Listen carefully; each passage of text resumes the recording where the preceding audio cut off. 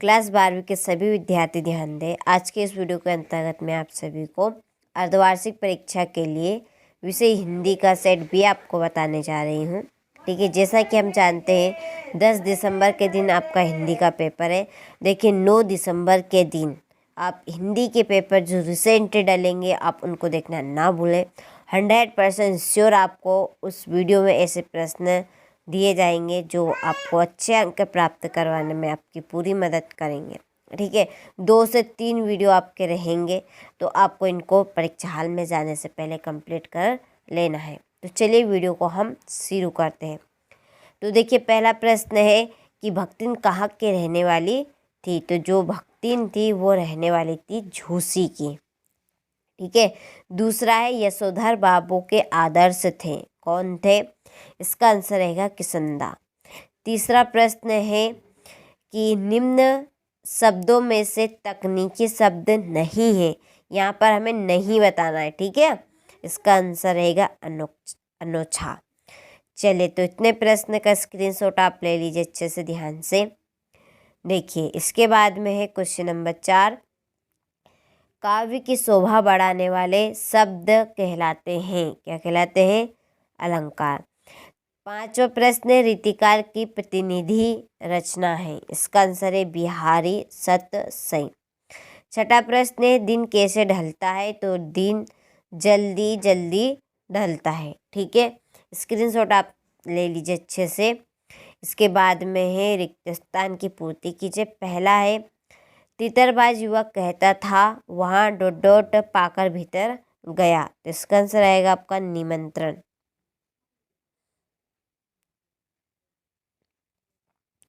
ठीक है, दूसरा है भक्ति काल के प्रसिद्ध ग्रंथ का नाम डॉट डॉट है रामचरित मानस। इसमें आएगा आपका रामचरित मानस। ठीक है, तीसरा है कवि हरिवंश राय बच्चन डॉट डॉट का उन्माद लिए फिरते हैं। इसका आंसर आएगा यौवन का। ठीक है, तीसरे का आंसर ये आपका है यौवन। चौथा है लेखक आनंद यादव की माँ धूप में डेडेडेश थाप रही थी। क्या थाप रही थी? कंडे। इसमें आएगा आपका कंडे। ठीक है, और 5वां रवि सूर्य से निकलता है का शुद्ध रूप है। तो इसका आंसर आपका रहेगा रवि। ठीक है, वहाँ पे आपकी ई की मात्रा आएगी। डॉट डॉट के 2 भेद महाकाव्य और खंड काव्य है। इसका आंसर है आपका प्रबंध काव्य के। प्रबंध काव्य। ठीक है, चलिए तो स्क्रीनशॉट आप ले लीजिए अच्छे से और अच्छे से कंप्लीट कर लीजिए। इसके बाद में है सही जोड़ी। पहली जोड़ी है कविता के बहाने। इसकी जोड़ी आपकी सही लगेगी कुंवर नारायण। ठीक है, ये आपकी कुंवर नारायण। दूसरी है ज्ञान शाखा ज्ञान मार्गी शाखा। इसकी जोड़ी है कबीरदास। तीसरी है महादेवी वर्मा छायावाद। गंगोत्री की है आपकी उमा शंकर जोशी। रेडियो नाटक की आपकी जोड़ी है सीमित पात्र। और कुल अधिपति की जोड़ी रहेगी तकनीकी शब्द। ठीक है, और 7वीं है ख्यानक गीतिका झांसी की रानी। ठीक है, ये आपकी 7वीं जोड़ी है और ये आपकी 6ठी जोड़ी है। ठीक है, तो चलिए जोड़ी का स्क्रीनशॉट आप ले लीजिए बढ़िया से। इसके बाद में एक वाक्य में उत्तर। पहला है द्विवेदी युग के 2 निबंधकारों के नाम बताइए। तो पहले का नाम है आपका सरदार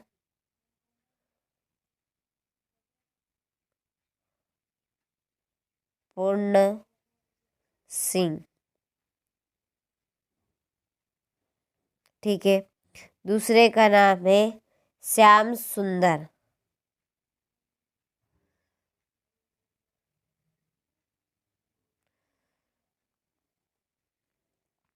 ठीक है, चलिए तो स्क्रीनशॉट आप बढ़िया से ले लीजिए। इसके बाद में है दूसरा प्रश्न, बच्चे किसकी प्रत्याशा में होंगे? अपनी माता की।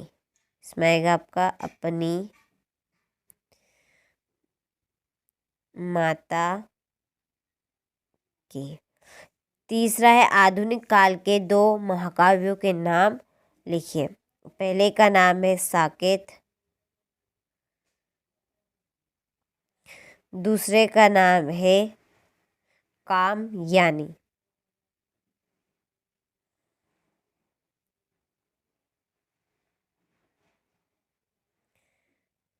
ठीक है, कामयानी। चलिए इसके बाद में है विपरीतार्थक शब्द युग्म का कोई एक उदाहरण दीजिए। तो इसका आंसर रहेगा आपका आकाश और पाताल। पांचवा घटना स्थल से किसी खबर के सीधे प्रसारण को क्या कहते हैं? लाइव। ठीक है, मंत्री मास्टर लेखक को क्या कहकर पुकारने लगे? आनंदा।